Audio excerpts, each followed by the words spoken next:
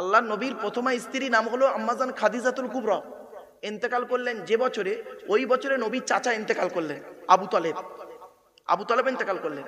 ওই বছরটা নবীর ছিল খুব দুঃখের বছর। ওই ইন্তেকালের পরে তখন নবীজি একাকিত্ব বোধ করছিলেন। তখন এ বলছে, রসুলকে বলছেন আপনি বিয়ে করুন, কেউ আবার বলতে চাইছে, বলতে পারছে না। তো হযরতে আবু বকর সিদ্দিক রাদিয়াল্লাহু তাআলা আনহু লজ্জায় কিছু বলতে পারছে না, ঘুরঘুর করছেন, মানে কাছাকাছি ঘুরছেন, কিছু একটা বলতে চায়। বলছে ইয়া রাসূলুল্লাহ, একটা কথা বলবো আপনাকে। বলছে কি বলো?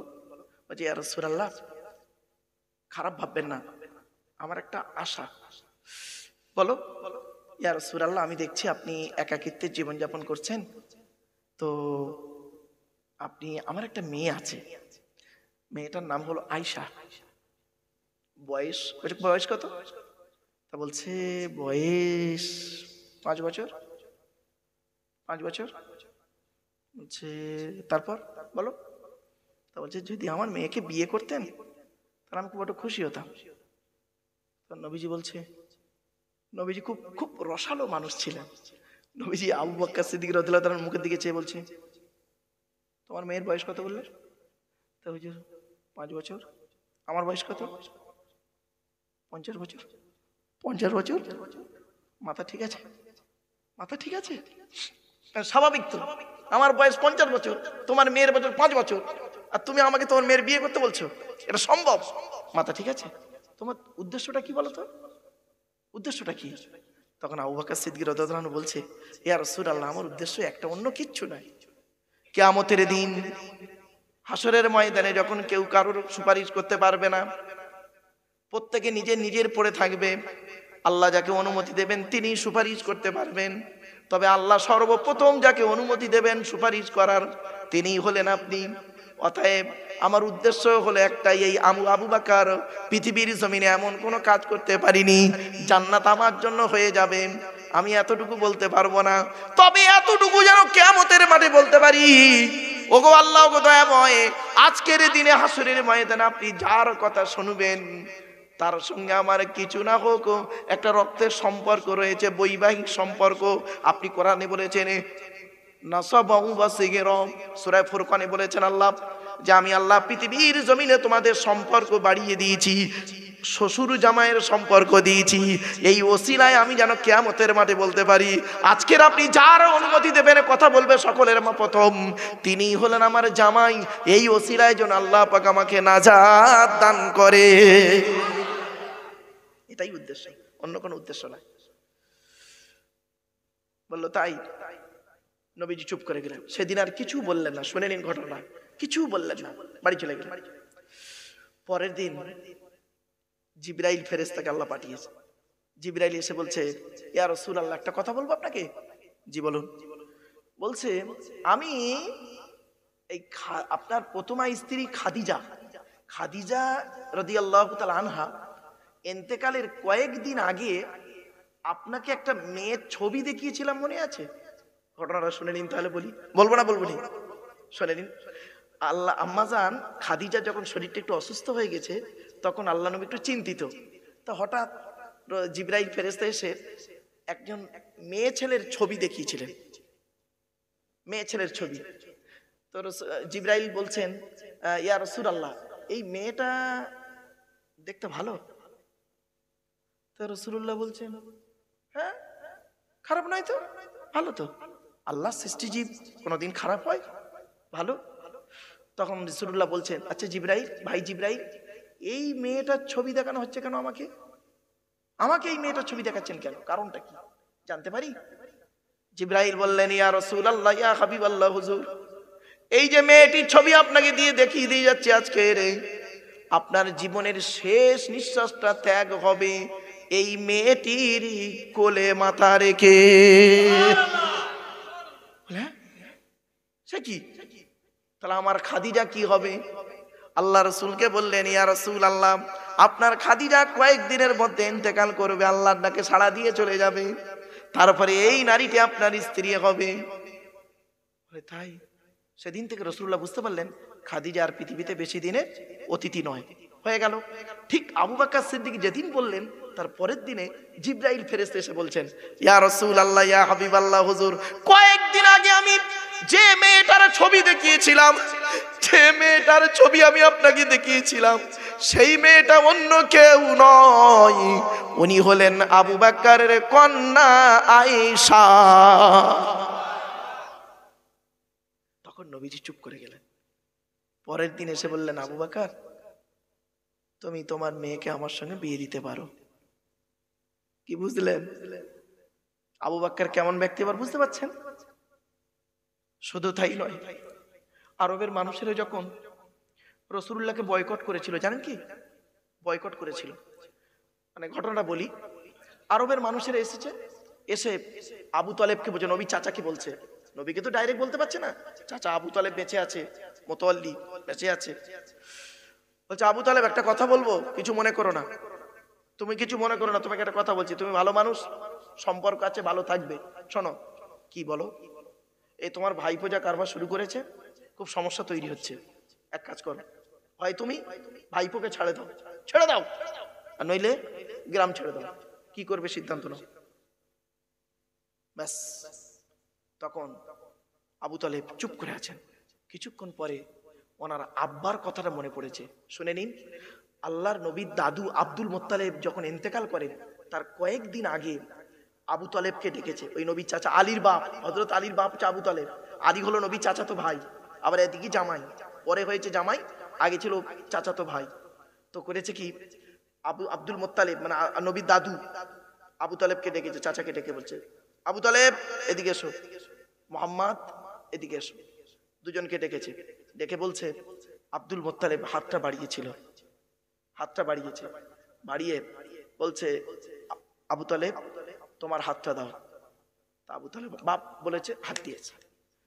মোহাম্মদ দাদু ভাই তোমার হাতটাও দাও, দিয়েছে। তারপরে আব্দুল মুত্তালিব বাম হাতটা দিয়েছে। তাহলে দুই হাতের মাঝখানে কার কার হাত বলুন, একটু কথা বলুন আমার সাথে। চাচা আবু তালেব আর নবী মুহাম্মদ সাল্লাল্লাহু আলাইহি ওয়াসাল্লামের হাত, আর নিচে দাদুর হাত, উপরে দাদুর হাত দিয়ে বলছে, আবু তালেব আমি তোমার বাপ আব্দুল মুত্তালিব, জীবনে তোমাদের কাছে আমি সন্তান বাপ হিসেবে কারোর কাছে কিছু চাইনি, তবে আজকের একটা কথা তোমার কাছে চাইবো, ওয়াদা। কিসের ওয়াদা বলুন আব্বা? বলছে, আমার এই এতিম নাতি মোহাম্মদকে আমি তোমার হাতে তুলে দিয়ে যাচ্ছি, তুমি আমার সঙ্গে প্রতিজ্ঞা করো, যতদিন বাঁচবে সুখ দুঃখে এই নাতি মামা তোমার ভাইপোকে যত্ন করে রাখবে। তা আবু তালেব বলেছিলেন, আব্বা আমি আজ ওয়াদা করলাম, যতদিন বাঁচবো কোনোদিন আমি এ প্রতিজ্ঞা ভঙ্গ করব না, সবকিছু ছেড়ে দেবো, তাও বি আচ্ছা, মোহাম্মদকে ছাড়বো না।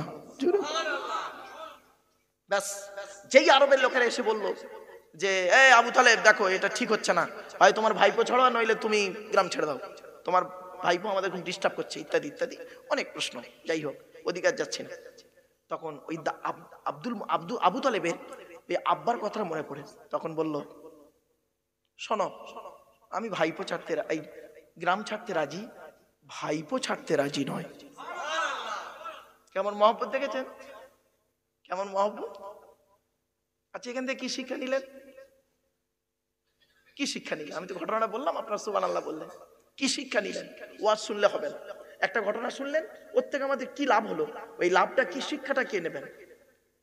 তাহলে আবু তালেব ভাইপোর জন্য বাপের প্রতিজ্ঞাকে ভঙ্গ না করে গ্রাম ছাড়তে বাধ্য হলো, আর আপনি এমন চাচা, বাপ মারা গেছে, ভাইপোর মার খাওয়া বাবার লাইন করেছেন পার্টির নেতা দিয়ে। শুধু তাই না, আপনি এমন চাচা, ভাইপোর আচালা বাঁশ দিয়েছেন, আপনি আবার চাচা বলে দাবি করেন।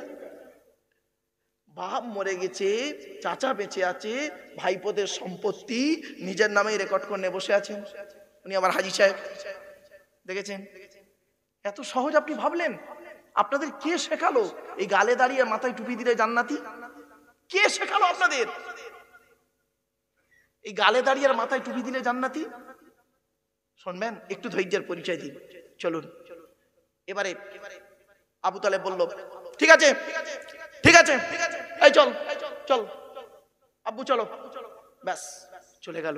কোথায় গেল জানেন? গ্রাম থেকে দূরে একটা গাছের তলায় থাকতে লাগলো।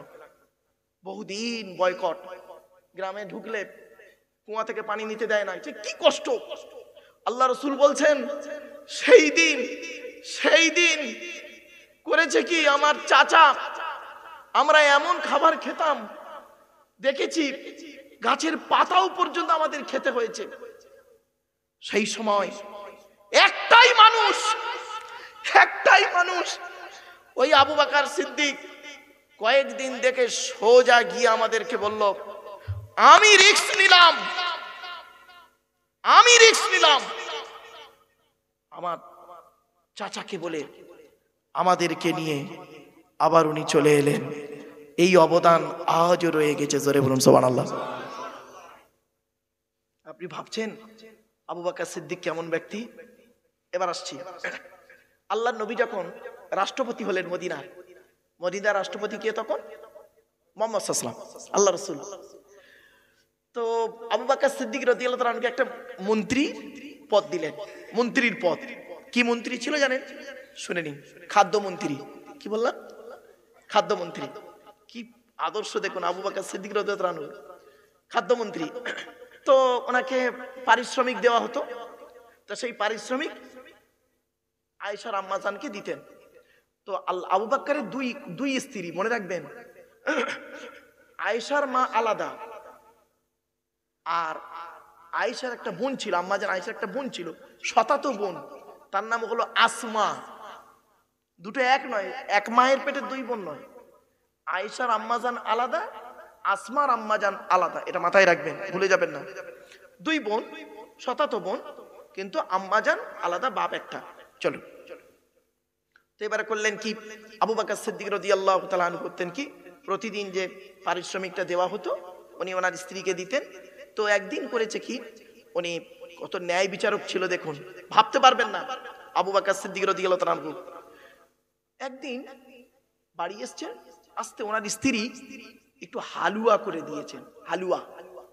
তো আবু বকর সিদ্দিক রাদিয়াল্লাহু তাআলা আনহু বলছেন, কি ব্যাপার, আজকের হালুয়া করেছো তুমি, কোথায় পেলে হালুয়ার সরঞ্জাম? তা বলছে, আপনি প্রতিদিন যে পারিশ্রমিকটা আমাকে দেন, তার থেকে আমি প্রতিদিন কিছু কিছু কিছু করে বাঁচিয়ে রাখি, বাঁচিয়ে রেখে একদিন একটু হালুয়া করে দিয়েছি।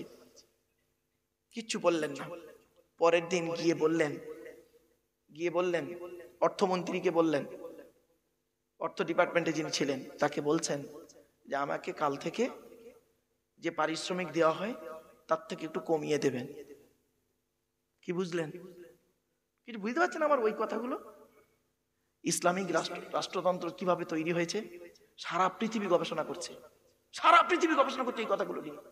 কি আশ্চর্য তার জীবন চরিত্র। শুধু তাই নয়, রাসূলুল্লাহ যুদ্ধের ময়দানে যাবেন, আল্লাহর অর্ডার এসেছে যে আল্লাহর নবী জীবনে যত যুদ্ধ করেছেন, মনে রাখবেন, আত্মরক্ষার জন্য করেছেন। কি বললাম? এটা সব সময় যেন মাথায় রাখেন আপনারা। আল্লাহ রাসূল এমন কোন যুদ্ধ করেননি জীবনে, কোন ঐতিহাসিক লিখতে পারেননি, এমনকি পিকে হিট্রির মতো ব্যক্তি, পিকে হিট্রি, তিনিও বলছেন। শুধু তাই নয়, মাইকেল এইচ হার্ট তিনিও বলছেন যে প্রফেট মুহাম্মদ সাল্লাল্লাহু আলাইহি সাল্লাম যত যুদ্ধ করেছেন, কোন যুদ্ধ তিনি আগে করতে যাননি, আত্মরক্ষার জন্য যুদ্ধটা করেছেন। প্রত্যেকটা যুদ্ধ আত্মরক্ষার জন্য। 29টা যুদ্ধের মধ্যে 2টো যুদ্ধে শরীক ছিলেন, 27টা যুদ্ধ শহীদ ছিলেন। চলো, তো প্রত্যেকটা যুদ্ধ ছিল তার আত্মরক্ষা। ইসলাম কোনোদিন আগে অ্যাটাক করেনি, যখন অ্যাটাক করা হয়েছে তখন প্রতিরোধ করেছে। এটা মনে রাখবেন সব সময়ের জন্য। আজ পর্যন্ত কেউ লিখতে পারেনি, বলতে পারেনি, কোনো ঐতিহাসিকগণ বলতে পারেনি, কোনো অমুসলিম, ইহুদি, নাসারা, খ্রিস্টান কেউ বলতে পারেনি যে মুহাম্মদ সাল্লাল্লাহু আলাইহি ওয়াসাল্লাম আগে যুদ্ধে বেড়ে গেছেন, আত্মরক্ষা করেছেন। তো বিশ্বনবী মুহাম্মদ সাল্লাল্লাহু আলাইহি ওয়াসাল্লামের কাছে যখন হুকুম হলো যে যুদ্ধের ময়দানে যেতে হবে, তখন রাসূলুল্লাহ বললেন সাহাবীদেরকে, তোমরা এক কাজ করো, তোমাদের অর্থ নিয়ে জমা করো এখানে। তো যে যেমন পেরেছেন অর্থ নিয়েছেন, শুনে নিন। হযরতে উমারকে জিজ্ঞাসা করা হলো, উমার তুমি কি এনেছো? বলছে, আমি কিছুটা স্ত্রীর জন্য রেখে এসেছি বাড়িতে, বাকিটা নিয়ে এসেছি। আর একজন এক এক রকম বলছে। সর্বশেষে নবীজি আবু বকর সিদ্দিক রাদিয়াল্লাহু তাআলা আনহুকে বলেছিলেন, আবু বকর তুমি কি এনেছো? আবু বকর বললেন, আমি বাড়িতে যা ছিল সব নিয়ে এসেছি। বাড়িতে কিছু রেখে আসুনি? বাড়িতে দুজন রেখে এসেছি, আল্লাহ আর আল্লাহ রসুলকে রেখে এসেছি। জোরে বলুন। কি ভাবলেন? এই সেই আবু বকর। এমনি মুহাম্মদ সাল্লাল্লাহু আলাইহি ওয়াসাল্লাম বললেন, পৃথিবীতে যদি আমি বন্ধু করতাম আবু বকরের সঙ্গে বন্ধুত্ব করতাম। এ কথাটা আপনারা বুঝতেই পারলেন না? আমরা সেই আবু বকর সিদ্দিক রাদিয়াল্লাহু তাআলা আনহুর জীবন চরিত্রটাকে নিয়ে কোনোদিন মূল্যায়ন করিনি, কোনোদিন মূল্যায়ন করিনি। এজন্য আপনাদের অনুরোধ করে বলে যাচ্ছি, আবু বকর সিদ্দিক রাদিয়াল্লাহু, আমি ওই জন্য বলেছি যে সাহাবিকার নজুম, নবীজি বলেছেন আমার সাহাবীরা নক্ষত্রের ন্যায়, যাকে অনুসরণ করবেন তার মাধ্যমে জান্নাত পাবেন। যে কোনো সাহাবীকে অনুসরণ করুন, প্রত্যেকটা সাহাবীর আদর্শ একদম কোরআন হাদিস মোতাবেক। জোরে বলুন সুবহানাল্লাহ। আর আমরা তাদেরকে বাদ দিয়েছি, আল্লাহর কোরআন বাদ দিয়েছি, কোরআনের সংবিধান বাদ দিয়েছি, নবীর হাদিসগুলো বাদ দিয়েছি, সাহাবীদের চরিত্র বাদ দিয়েছি, এমনকি আইম্মা হযরতদের, ইমামদের চরিত্রকে বাদ দিয়ে আমরা করেছি কি, মানুষের কিছু মতবাদকে নিয়ে নিজেদের মধ্যে ঝামেলায় পড়ে গেছি। বাস্তব কথা আপনাদের বলে যাচ্ছি, এই কথাগুলো একটু মূল্যায়ন করুন, এগুলোকে একটু চেঞ্জ করার চেষ্টা করুন। এগুলো যত চেঞ্জ করতে পারবেন তত ভালো হবে। সাহাবীদের জীবনযাত্রাকে বাস্তবায়ন করুন, রাসূলুল্লাহর জীবন চরিত্রকে বাস্তবায়ন করুন। আমরা নিজেদের মধ্যে করেছি কি, পৃথকতা শুরু করে দিয়েছি। চলো, হযরত ওমর রাদিয়াল্লাহু তাআলা আনহু যখন ইসলাম গ্রহণ করেন, ইতিহাসটা আপনারা জানেন, ঠিক না ঠিক? ইতিহাসটা জানেন। উনি ওনার বোন কোরআন তেলাওয়াত করছিল, কোরআন একটা আয়াত মনে পড়ছে কি, তেলাওয়াত করছিলেন, তারপরে উনি ইসলাম গ্রহণ করলেন, অনেক মারধর, বোনকে মারধর করেছিলেন, ইত্যাদি ইত্যাদি ইত্যাদি। যাক, ইসলাম গ্রহণ করলেন ওমর রাদিয়াল্লাহু তাআলা আনহু। আল্লাহর নবী আল্লাহর কাছে দোয়া চেয়েছিলেন, আল্লাহ হয় ওমর নইলে আবু জাহাল, হয় ওমর নইলে আবু জাহাল। এই দুটো ছিল খুব, দুজন ব্যক্তি ছিলেন খুব মানুষ, মানে খুব শক্তিশালী মানুষ বিভিন্ন দিক থেকে, শুধু শরীরের দিক থেকে নয়, শারীরিক, মানসিক, দৈহিক এবং সামাজিক বিভিন্ন দিক থেকে শক্তিশালী। আল্লাহ এই দুজনের আপনি যাকে পছন্দ করেন তাকে ইসলামের মধ্যে প্রবেশ করিয়ে দিন। আল্লাহ রাব্বুল আলামিন পছন্দ করেছেন কাকে? ওমরকে। তাই ইসলামের মধ্যে বিভিন্ন অ্যাঙ্গেল থেকে ইসলামের মধ্যে হযরত ওমরকে প্রবেশ করিয়ে দিলেন। হযরত ওমর রাদিয়াল্লাহু আনহু ইসলাম গ্রহণ করলেন। ফারুক নামটা কবে হলো? ওনার নাম কি, অরিজিনাল নাম? ওনার বাপের নাম কি? খত্তাব। কি বললাম? ওনার অরিজিনাল নাম হলো ওমর ইবনুল খত্তাব, ওমর ইবনে খত্তাব, খত্তাবের ছেলে ওমর। আলোকে শুনে নিন। গেল। এবারে ফারুক নামটা কবে পেলেন উনি? ফারুক নামটা পেলেন একদিন একজন মুসলমান আর একটা ইহুদি জমির জায়গার পানি নিয়ে, পানি বোঝেন তো, ওই মাঠে পানি দেওয়া নিয়ে সমস্যা তৈরি হয়েছে। তো দুজনে মিলে, ওই ইহুদি আর মুসলমান দুজনে মিলে আল্লাহ নবীর কাছে বিচার করতে দিয়েছিলেন। ভালো করে শুনে নিন, রেগে যাবেন না কেউ কিন্তু বাপ। নবীজির কাছে বিচার করতে দিলেন। তো নবীজি বিচার করে দিলেন। নবীজি দেখলেন মুসলমানটার দোষ বেশি, মুসলমানটার দোষ বেশি, অতএব দোষী মুসলমানটা।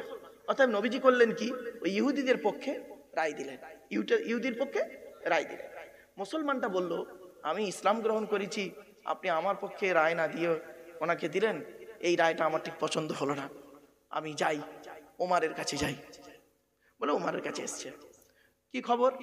তা বলছে, আল্লাহ রসুলের কাছে গিয়েছিলাম, এই দেখুন না আমি একজন ইসলাম গ্রহণকারী। হ্যাঁ, রাসূলুল্লাহ করলেন কি, ওনার পক্ষে রায় দিলেন, আমার পক্ষে রায় দিলেন না। আমি রাসূলুল্লাহর এই বিচারটাকে আমার পছন্দ হলো না, আপনি একটু সঠিক বিচার করে দিন। শুনে নিন, সঠিক বিচার করে দিন। তো হযরত ওমর রাদিয়াল্লাহু আনহু বললেন, তাই নবীজি বিচার করে দিয়েছে, সঠিক হয়নি তোমার মনে হচ্ছে? তাই, আচ্ছা ঠিক আছে দাঁড়াও। তো উনি বাড়ির ভেতরে গেলেন, একটা তরোয়াল আনলেন, এনে পুরো ওই মুসলমানটাকে দুটুকরো করে দিলেন। তো এই কথাটা বাজারে ছড়িয়ে গেল কি, যে ওমর একজন মুসলমানকে হত্যা করেছে। কথাটি নবীজির কাছে পৌঁছালো। নবীজির কাছে পৌঁছাতে নবীজি বললেন, ওমর সত্যি তুমি কি একজন মুসলমানকে হত্যা করেছো? বলছে, ইয়া রাসূলুল্লাহ দেখুন, ও আপনার কাছে বিচার করতে এসেছিল, আপনি বিচার করে দিয়েছেন। যেখানে মুহাম্মদ সাল্লাল্লাহু আলাইহি সাল্লাম বলেন কুল কায়নাতের রাহমাতুল লিল আলামিন, যাকে আল্লাহ নির্বাচন করে নবী রাসূল করে পাঠিয়েছেন, আর তার বিচার যদি ওর পছন্দ না হয়, তাহলে আমার আমার আইনে হলো তার মৃত্যুদণ্ড ছাড়া কোন রাস্তা নয়। তখন বলে আমি ন্যায় বিচারকে পক্ষপাতিত্ব করি। তখন রাসূলুল্লাহ বললেন, ওমর তুমি হলে ফারুক। ফারুক মানে হলো ন্যায় আর অন্যায়কে যে পৃথক করে তাকে বলা হয় ফারুক। জোরে বলো, জোরে বলো। সেই দিন থেকে হযরত ওমর রাদিয়াল্লাহু তাআলা আনহুর নামের শেষে লাগানো হলো ওমর ফারুক। এবার সেম হলো কি, সেটাকে আমরা কি করলাম, আমরা সেটাকে কিভাবে চালালাম, রাগ করবেন না কেউ, কিন্তু সেটাকে আমরা চালালাম কি পদবী হিসেবে চালিয়ে দিলাম। ফারুকি বংশ বের করলাম, ফারুকি, ফারুকি বের করলাম। আরে ওই শব্দটা, ওই শব্দটা, ওই বিশেষণটা একমাত্র ওই অ্যাডজেক্টিভটা, ওই মৌসুফটা একমাত্র উমারের জন্য তখনই প্রযোজ্য ছিল, আদার্স কারোর জন্য নয়। রাসূলুল্লাহর কারোর জন্য ব্যবহার করেননি। আমরা সেটাকে কি করলাম, ফারুকি বংশ বের করে ফেললাম। ফারুকি বংশ কিভাবে বের করলাম? আচ্ছা বলুন তো, ওমর রাদিয়াল্লাহু তাআলা আনহুর সন্তান আব্দুল্লাহ ইবনে ওমর, আব্দুল্লাহ তার ছেলের নাম, ওমরের ছেলের নাম আব্দুল্লাহ। আচ্ছা কোনদিন আপনারা শুনেছেন আব্দুল্লাহ ফারুকি লিখতে? কোন সাহাবীর মুখে শুনেছেন, কোন হাদিসে পেয়েছেন আব্দুল্লাহ ফারুকি? আব্দুল্লাহ ইবনে ওমর, ওমরের সন্তান আব্দুল্লাহ। আফসোস আমাদের এই জায়গাটায়। এই যে কথাগুলি বললাম সাময়িক আপনাদের শুনতে যেন মনে হলো আমি বিরোধীমূলক কথা বলছি, তাই না বাবা? না, সঠিক চোখটা আজ খুলে দিলাম। হয়তো আপনাদের কাছে মনে হবে যে উনি বিরোধীমূলক কথা বলছে, না, আমি সঠিক তথ্যটা তুলে দিলাম। আপনারা আমাকে একটা দেখিয়ে দেন যে আবু বকর সিদ্দিক রাদিয়াল্লাহু তাআলা আনহুর সন্তান আব্দুল্লাহ, তিনি লিখেছেন আব্দুল্লাহ সিদ্দিকী বা আব্দুর রহমান সিদ্দিকী, অথবা ওমরের একজন সন্তান তিনি লিখেছেন আব্দুল্লাহ ফারুকি, দেখেননি। রাসূলুল্লাহর মুখ থেকে যার জন্য কথাটি বেরিয়েছে তার জন্য ওটা যথেষ্ট। জোরে বলুন সুবহানাল্লাহ। উসমান গনি, উসমান গনি শব্দটা হযরত উসমানের জন্যই ওটা প্রযোজ্য। শুধু তাই নয়, আলী কাররামাল্লাহু ওয়াজহা যে শব্দগুলো বেরিয়েছে কল্পনা করতে পারবেন না। চলুন অধিকার গেলাম না, আসছে। হযরতে আবু বকর সিদ্দিক রাদিয়াল্লাহু তাআলা আনহুর স্তরটা দেখি, সম্মানটা কোথায়, হযরত উমরের সম্মানটা কোথায় দেখি। একটা কথা আপনাদের বলে যাচ্ছি, কোরআনে আল্লাহ পাক বলেছেন নবীদের মধ্যে কোনোদিন উঁচু নিচু করতে যাবে না। লা নুফাররিকু বাইনা আহাদিন মির রুসুলিহি, লা নুফাররিকু বাইনা আহাদিন মির রুসুলিহি। রাসূলদের মধ্যে কোনোদিন পৃথক করবেন না, এ উঁচু, উনি বড়, উনি নিচু, উনি ছোট, খবরদার বলবেন না। প্রত্যেক রাসূল, প্রত্যেক নবী তার জামানায় তিনি শ্রেষ্ঠ। যারা বলুন না, বুঝতে পারলাম না আপনাদের। প্রত্যেক নবী, প্রত্যেক রাসূল তার জামানায় তিনি শ্রেষ্ঠ। মুসা নবীর জামানায় মুসা নবী শ্রেষ্ঠ, ঈসা নবীর জামানায় ঈসা নবী শ্রেষ্ঠ, ইব্রাহিম নবীর জামানায় ইব্রাহিম নবী শ্রেষ্ঠ। তবে হ্যাঁ, প্রত্যেক নবী এসেছেন গোত্র ভিত্তিক, কিছু বুঝতে পারছেন? গোত্র ভিত্তিক এসেছেন, কিন্তু শেষ নবী যিনি এসেছেন তিনি হলেন কি কুল কায়নাত ভিত্তিক। যারা বলুন সুবহানাল্লাহ সকলে। আচ্ছা এটা তো স্বাভাবিক, এই কথাটা আপনাদের বুঝতে হবে কেন, এটা পৃথক করে বলার দরকার নেই। আর স্কুলের হেডমাস্টার যিনি হন, আর অ্যাসিস্ট্যান্ট টিচার যিনি হন, আর স্টুডেন্ট যারা হয়, ভেবে দেখুন হেডমাস্টার যিনি হন তিনি কি শুধু ওই ম্যাথের টিচারের জন্য হেডমাস্টার? বলুন না, না বেঙ্গলি টিচারের জন্য হেডমাস্টার, ইংলিশের টিচারের জন্য হেডমাস্টার, টোটাল টিচারদের জন্য হেডমাস্টার। শুধু টোটাল টিচারও নয়, টোটাল স্টুডেন্টদেরও হেডমাস্টার। তো বিশ্বনবী মুহাম্মদ সাল্লাল্লাহু আলাইহি ওয়াসাল্লাম কুল সমস্ত নবীদের নবী, হেড নবী, আবার সমস্ত উম্মতের সেরা নবী, গাইডার। জোরে বলুন সুবহানাল্লাহ।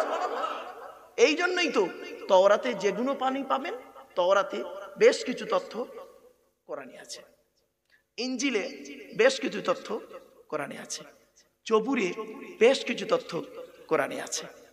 এজন্য তাওরাত, জবুর, ইনজিল পড়লে আপনি বুঝতে পারবেন। অরিজিনালগুলো, নকলগুলো তো সব উল্টোপাল্টা করে ফেলেছে। আজ আমি আপনাদের কাছে 10টা এমন হারাম জিনিস আছে যেটা কোরআনেও এসছে, আদম নবীর উপরে নাজিল হয়েছে, ইব্রাহিম নবীর উপরে নাজিল হয়েছে, প্রত্যেক নবীর উপরে তার জামানা এই 10টা হারাম জিনিস নাজিল হয়েছে। এমনকি এই কোরআনেও সেই 10টা হারাম জিনিস আছে। জোরে বলুন সুবহানাল্লাহ। সে 10টা হারাম। আপনাদেরকে আমি কথাগুলো তুলে ধরবো। তার আগে হযরত আবু বকর সিদ্দিক রাদিয়াল্লাহু তাআলা আনহু, হযরত ওমর ফারুক রাদিয়াল্লাহু তাআলা আনহুর স্তরটা একটু বুঝে নিই চলো। আবু বকর সিদ্দিক রাদিয়াল্লাহু তাআলা আনহু, আল্লাহ রাসূল বলেছেন, এই পৃথিবীতে যদি আমি কারোর সঙ্গে বন্ধুত্ব করতাম, এই পৃথিবীতে যদি আমি কারোর সঙ্গে বন্ধুত্ব করতাম, লাত্তাখাযতু আবা বকরি খলিলা, এর বাংলা মানে হচ্ছে অবশ্যই অবশ্যই আমি আবু বকরকে বন্ধু করতাম। জোরে বলুন সুবহানাল্লাহ। এই পৃথিবীর জমিনে আল্লাহর পরই রাসূলুল্লাহ যার সঙ্গে বেশি বন্ধুত্ব করেছেন তিনি হলেন হযরতে আবু বকর সিদ্দিক রাদিয়াল্লাহু তাআলা। কেন বলুন দিন, কারণটা কি? আবু বকর সিদ্দিক রাদিয়াল্লাহু তাআলাকে বন্ধুত্ব করতে গেলেন কেন? ও মেয়ে বিয়ে দিয়েছেন বলে এটাই ভাবছেন? না না না না, আরে আম্মাজান আয়েশাকে বিবাহ করেছেন তখন তো অনেক পরে, অনেক পরে।